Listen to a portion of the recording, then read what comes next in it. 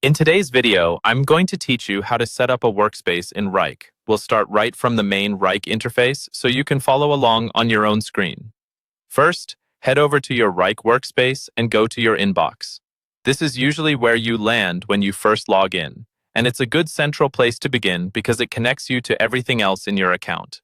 From here, look for the option to create something new. Depending on your layout, you'll see a button or plus icon that allows you to create a tool, project, or folder. Go ahead and click on the option that says Create Tool or Folder. This is Wrike's way of letting you add new organizational elements to your workspace. Next, choose Create Project or Folder.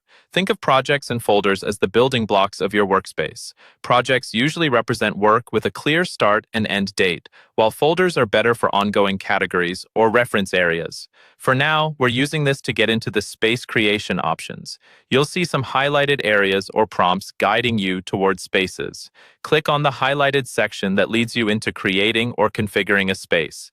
If you see another highlighted prompt that points you to more space options, click that as well. These highlights are Wrike's shortcuts to help you set things up faster. Now select Create a Space from a template. This is a really powerful feature because templates give you a ready-made structure with folders, sample tasks, and sometimes dashboards instead of starting from a blank page. It's perfect if you're new to Wrike or setting things up for a specific team. You'll be taken to the Solutions Gallery. Here you'll see Wrike's own recommended setups. Click on the Wrike section to open up the main categories of templates. From there, you can explore different areas based on your team's needs. You'll see a variety of space templates organized by function. There's a community area, and then example spaces like one called Test and another called Get Started with the Basics, which is great if you're just learning the platform and want a simple guided structure.